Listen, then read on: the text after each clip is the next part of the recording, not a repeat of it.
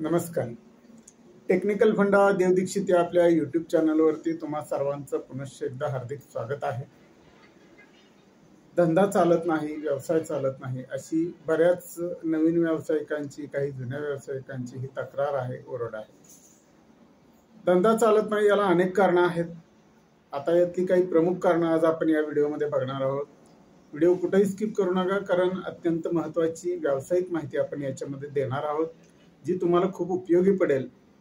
गरज वाटली तर हा व्हिडिओ नक्की तुमच्या इतर मित्रांनाही शेअर करा आणि तुमच्या या व्हिडिओबद्दलची काय मतं आहेत ते आम्हाला कमेंटमध्ये जरूर लिहा.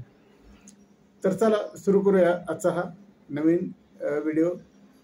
याच्यामध्ये व्यावसायिक मुद्दे आहेत. व्यवसाय ही आजच्या पिढीची, आजच्या काळाची सगळ्यात महत्त्वाची गरज आहे. पण व्यवसाय प्रत्येकालाच चांगल्या प्रकारे जमतो असं नाही. तर व्यवसायामध्ये अपयश येण्याची काय कारणं आहेत किंवा व्यवसाय तोट्यात का जातो, व्यवसाय का चालत नाही, याविषयी आज मी तुम्हाला इथं बोलणार आहे. काही महत्त्वाच्या गोष्टींविषयी चर्चा करणार आहे. तर व्यवसायाला सगळ्यात पहिल्यांदा भांडवल लागतं. जो व्यवसाय तुम्ही करत आहात त्या व्यवसायाची तुम्हाला पूर्ण माहिती लागते आणि त्या व्यवसायामध्ये नेमकं काय नवीन अपडेट ठेवायला लागेल याची काळजी वेळोवेळी तुम्हाला घ्यायला लागते. 15-20 वर्षापूर्वीचा व्यवसाय आणि आजकालचा व्यवसाय याच्यामध्ये जमीन आसमानचा फरक आहे.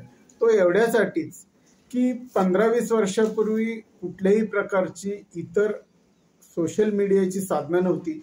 त्याच्यामुळं माउथ टू माउथ पब्लिसिटी, प्रत्येकजण कुठून वस्तू आणली, वस्तू कशी चांगली आहे हे एकमेकांना सांगायचं आणि अशा प्रकारे जाहिरात व्हायची. फार फार तर डिजिटल होर्डिंग्सद्वारे जाहिरात होत असायची किंवा बोर्ड वगैरे लावले जायचे. पेपरमधून छोट्याशा चौकांमध्ये कुठेतरी जाहिरात यायची. अशा प्रकारे हा व्यवसाय पूर्वीच्या काळामध्ये चालायचा. पण आजकाल परिस्थिती ती राहिलेली नाही आहे. तर ॲमेझॉन, फ्लिपकार्ट अशा कितीतरी कंपन्या आज इथं उदयाला आलेल्या आहेत आणि हातातला मोबाईल जो सोशल मीडियाचा प्लॅटफॉर्म आहे त्याच्यावरून तुम्हाला आवडलेली कुठलीही वस्तू तुम्ही घर बसल्या मागवू शकता, अशी गिराईकांची सोय झालेली आहे. त्याच्यामुळं आपला जो व्यवसाय आहे त्या व्यवसायाचे गिराईक देखील हा विचार करतं की मी दुकानापर्यंत चालत जायची काय गरज आहे. मला इतर अनेक सोशल मीडियावरती वस्तू चांगल्या प्रकारच्या अनेक व्हरायटीच्या बघायला मिळतात आणि त्या बघितलेल्या वस्तू पसंत जर मी केल्या तर त्या मला घरपोच मिळतात. शिवाय मला डिस्काउंट मिळतो आणि त्या वस्तू काही कालावधीनंतर मला पसंत नसतील तर त्या परतही घेतल्या जातात. मग आता आपण छोटे व्यावसायिक आहोत. आपण काय लगेचच आपलं ॲमेझॉन किंवा फ्लिपकार्ट करू शकणार नाही. पण आपल्याला आपला व्यवसाय तोट्यात जाण्यापासून किंवा न चालण्यापासून कसा वाचवता येईल याविषयीचे काही ठळक मुद्दे आता आपण बघूया. भलेही तुम्हाला सोशल मीडियासारखं जमत नसेल किंवा तुम्हाला ॲमेझॉन, फ्लिपकार्ट सारख्या मोठ्या जाहिराती करता येत नसतील किंवा सोशल मीडियामधून तेवढ्या प्रकारचा आवाका ठेवता येत नसेल, परंतु छोट्या छोट्या गोष्टी तर तुम्ही निश्चितपणे करू शकता. जसं की तुमची व्हॉट्सअपचे जे स्टेटस आहे ते फ्री आहे. त्याच्यावरती तुम्ही तुमच्या दुकानातल्या वस्तू अगदी चांगल्या प्रकारचे फोटो काढून ठेवू शकता, त्याची रिझनेबल प्राईस ठेवू शकता आणि त्याच्यावरती तुम्ही डिस्काउंट देखील देऊ शकता. तीच गोष्ट आहे फेसबुकची, यूट्यूबची. यूट्यूबवरती तुम्ही व्हिडिओ टाकू शकता, फेसबुकवरती तुमच्या जाहिराती करू शकता आणि हे सगळं तुम्हाला टोटली फ्री आहे. मात्र हे तुम्हाला शिकावं लागेल आणि ग्राहकापर्यंत अधिक परिणामकारकपणे पोहोचावं लागेल. जे तुम्ही तुमच्या वस्तूंचे व्हिडिओज किंवा फोटो टाकणार आहात ते फोटो एकदम क्लिअर हवेत, शक्यतो HD असतील तर चांगले. त्याच्याखाली थोडक्यात तुम्हाला त्या वस्तूंची माहिती, उपयुक्तता आणि दर जर नमूद करता आले तर आणखी बेस्ट आहे. पण ह्या सगळ्या गोष्टी तुम्हाला करायला लागतील. आता मला येतच नाही किंवा मी कधी सोशल मीडिया वापरलंच नाही, गिरायकाला गरज असेल तर गिरायक येईल माझ्याकडं, नाहीतर जाऊ दे गेलं उडत, अशा प्रकारची भाषा अयोग्य आणि चुकीची. तर मित्रांनो, तुम्हाला जर सध्याच्या जमान्यात सगळ्यांच्या पुढे राहायचं असेल तर सोशल मीडियाशिवाय दुसरा कुठलाही सध्याचा तरी पर्याय दिसत नाही. त्यामुळं जितकं तुम्हाला सोशल मीडियातून आपल्या दुकानची जाहिरात करता येईल तेवढी जाहिरात तुम्ही करायला हवी. त्याचप्रमाणे तुमच्या दुकानात जे ग्राहक येतात त्यांना तुम्हाला जेवढा शक्य आहे तेवढा डिस्काउंट द्यायला हवा किंवा कुपन योजना द्यायला हवी किंवा वस्तूंचे दर कमी कसे आहेत तुमच्या दुकानात हे तुम्ही त्या ग्राहकाला दाखवून द्यायला पाहिजे. आणि त्याचप्रमाणे तुमच्या दुकानातल्या वस्तूंची क्वालिटी कशी चांगल्या प्रकारे आणि उत्कृष्ट आहे तेही तुम्हाला गिरायकाला दाखवून देता आलं पाहिजे. त्याचप्रमाणे व्यवसाय तोट्यात जाण्याचं आणखी एक कारण आहे ते म्हणजे उधारी. मी पाठीमागच्या पण बऱ्याचशा व्हिडिओमध्ये सांगितलेलं आहे की तुम्हाला जेवढं म्हणून टाळता येईल तेवढं उधारी देणं टाळा, भले तो तुमच्या कितीही परिचित असू द्यात. आता तुम्हाला एक छोटंसं उदाहरण सांगतो. समजा तुमच्या जवळचा एक मामाचा मुलगा आहे किंवा काकाचा मुलगा आहे, त्याला तुम्ही उधार दिलं. किती दिवसाच्या बोलीवर? 2 दिवसाच्या बोलीवर. आणि त्यानं प्रामाणिकपणानं 2 दिवसानं तुम्हाला ते पैसे दिले, तरी देखील यात तुमचा तोटा कसा आहे ते मी सांगतो तुम्हाला. आता समजा तुम्ही 2 दिवसासाठी एखादी वस्तू त्याला 15,000 रुपयाची वस्तू दिलेली आहे आणि 15,000 रुपये तो 2 दिवसांनी देणार आहे. पण तो मुलगा गेल्यानंतर 1 तासाने त्याच वस्तूला तुमच्याकडे रोखीचं गिऱ्हाईक आलं आणि त्यावेळेला ती तुमच्याकडे वस्तू नसेल, तर तुम्ही जी उधार दिलेली वस्तू आहे तर ती उधारीची वस्तू तुम्हाला इतर रोखीत पैसे जमा भेटले असते आणि ते पैसे तुम्हाला पुढच्या वस्तूसाठी ताबडतोब गुंतवता आले असते. तर अशा प्रकारे तुम्ही अगदी उधारी परत आली तरी सुद्धा नुकसान आहे हे ओळखून उधारी देण्याचं टाळा. अगदी फार तर 2-3%, 5%, 10% तुम्ही उधार देऊ शकता, तेही तुमच्या खात्रीच्या व्यक्तीला, आणि तेही केवळ 1 किंवा 2 वेळेस. त्याच्यानंतर हे उधार देण्याचं पूर्णपणे तुम्ही बंद केलं पाहिजे. कारण आपण जो पुढून आपल्या दुकानासाठी माल खरेदी करतो तर तो आपण रोखीने खरेदी करत असतो, तो काय आपण उधारीने खरेदी करत नाही. आणि जर कोणी उधारीने खरेदी करत असेल तर तेही करू नका, ते टाळा. तुम्ही देखील रोखीनं खरेदी करा. कारण रोखीनं जी खरेदी केलेली असते त्याच्यामध्ये ना आपल्या डोक्यावरती काय ओझं राहतं ना विकणाऱ्याच्या डोक्यावरती काय ओझं राहतं. दोन्ही पार्ट्या खुश राहतात आणि आर्थिक संबंध चांगले राहतात. त्यामुळं शक्य तितक्या तुम्हाला उधार हा व्यवहारच टाळा. उधारी ही व्यवसायासाठी अत्यंत घातक आहे. बरं, चला, आता हा एक मुद्दा झाला. आता त्याचबरोबर आपल्या दुकानामध्ये ज्या वस्तूचं दुकान आहे, समजा कपड्याचं दुकान आहे किंवा एखादं भांड्याचं दुकान आहे, तर ग्राहकाला जे कपडे लागतात, जे काही फॅन्सी आयटम सध्याच्या ट्रेंडमध्ये चालू आहेत, मार्केटमध्ये चालू आहेत, ते कपडे तुम्ही ठेवायचे आहेत.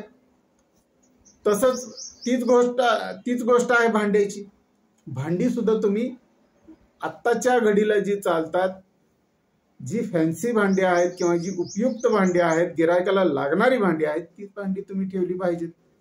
केवळ जुना स्टॉक आहे आणि गिरायकाला पाहिजे तेव्हा ते घेऊन जाईल असं म्हणून चालणार नाही. त्याचप्रमाणे आपल्या दुकानातल्या वस्तूचा दर आणि इतर 4 ठिकाणच्या दुकानातल्या वस्तूचा दर याचं कंपॅरिझन आपल्याला करता आलं पाहिजे, याची तुलना झाली पाहिजे. आणि इतर ठिकाणपेक्षा सुद्धा आपला माल, आपलं प्रोडक्ट हे 2 पैसे ग्राहकाला कमी कशा पद्धतीने भेटेल हे आपण पाहिलं पाहिजे. आता काही वेळेला काय होतं की आपल्या तुलनेत इतर दुकानदार स्वस्त देत असतात, आपण मात्र ती गोष्ट 4 पैसे महागणी विकत असतात. हरकत नाही, बिंदास्त विका. फक्त तुम्हाला ग्राहकाला हे पटवून देता आलं पाहिजे की ग्राहक जो इतर ठिकाणावरून कमी दरात वस्तू घेणार आहे त्याची गुणवत्ता कमी आहे आणि आपल्याकडे 4 पैसे अधिक जरी जात असले तरी त्याची गुणवत्ता चांगली आहे.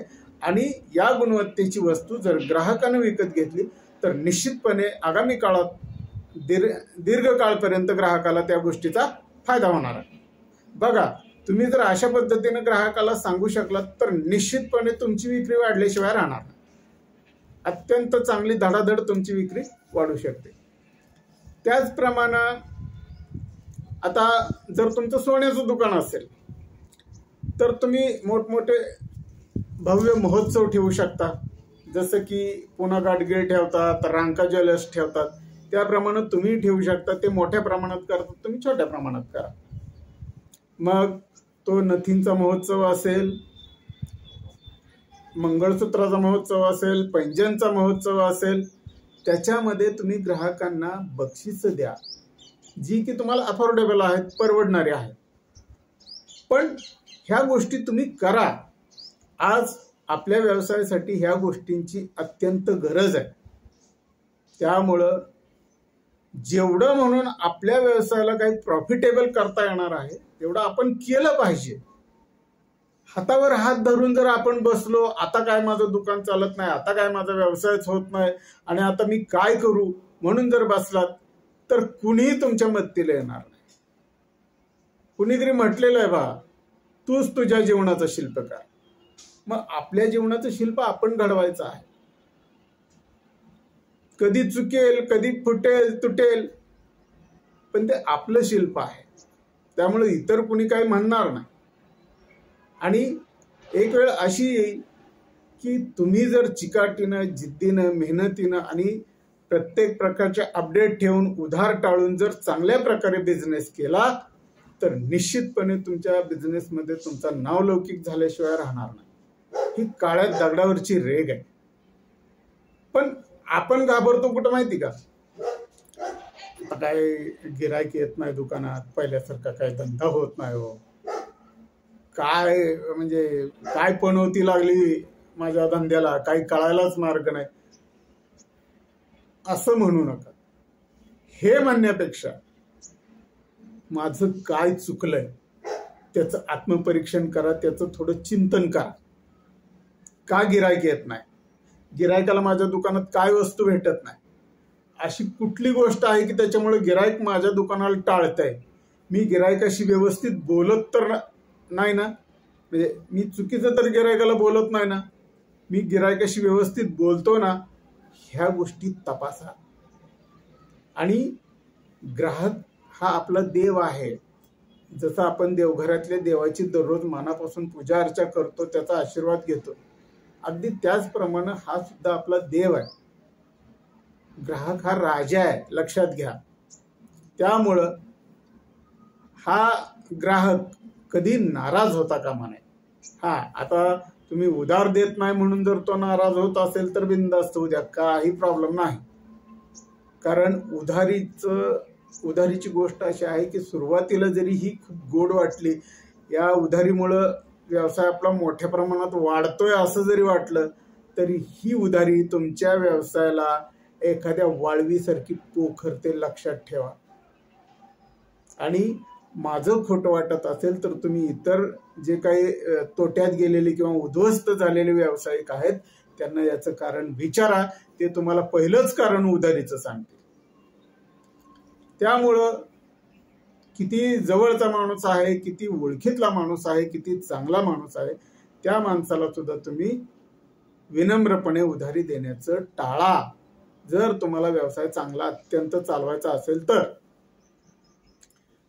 आता ह्या व्हिडिओमध्ये जे मुद्दे मी तुम्हाला सांगितलेले आहेत त्याचा व्यवस्थितपणे तुम्ही सखोल एकदा विचार करा.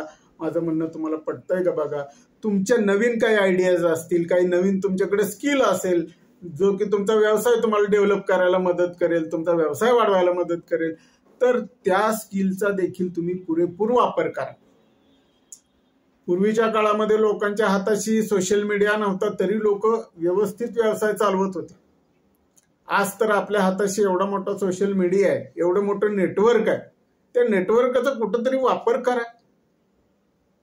केवळ मोबाईलवरच्या रील्स बघण्यात, व्हिडिओ बघण्यात, इतरांचे काही वेडेवाकडे चाळे बघण्यामध्ये तुम्ही बिलकुल वेळ वाया घालवू नका.